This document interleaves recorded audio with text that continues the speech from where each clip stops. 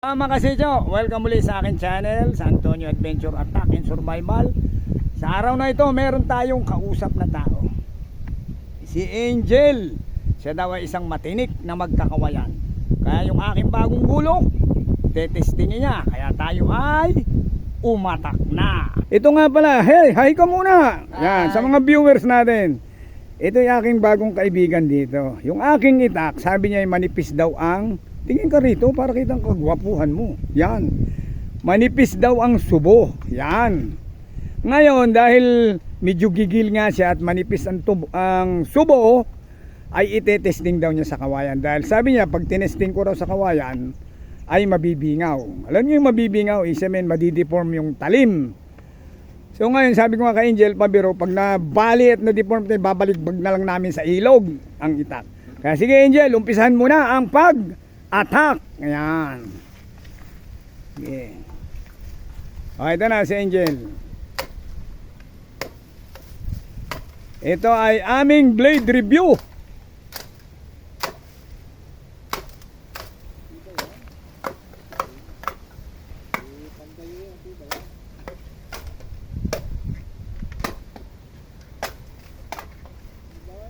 Yan.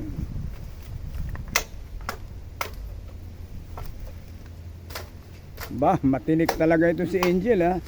Magkakawayan talaga. Yun!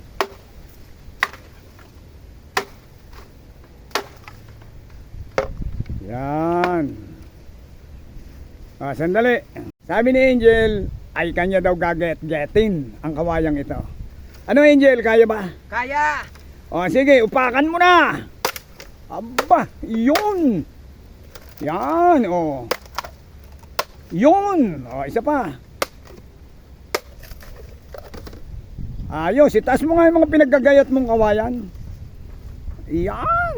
Ay, magaling pala itong aking kaibigan na magkakawayan. Kawayan expert. Ilapit mo nga yung isang kawayan dyan, pati nga kung clean cut. Ayun, clean cut nga. Ano bang hindi ba nagbago ang talim ng ating gulong? Medyo pumurol-purol. Ay hindi ko pa naman yan naihasa ng todo eh. Ano, kaya pa ba sa hasa? Kaya pa. O ayan, anong masasabi mo ngayon sa ating mga viewers para makilala ka naman? O anong masasabi mo sa pagkaka-chap-chap mo ng itak na yan? Gawa ni Man Roger ha, sa Tayabas, ano, pwede na ba?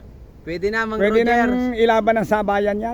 Pwede na ilaban. Yan, o, anong masasabi mo? Okay. Thank you very Yan, much. thank you, sige. Angel, thank you at napaunlakan mo ang aking pagchachap-chap ng kawayan. Kaya, bye-bye na sa mga viewers Bye-bye. natin. Thank you, bye-bye.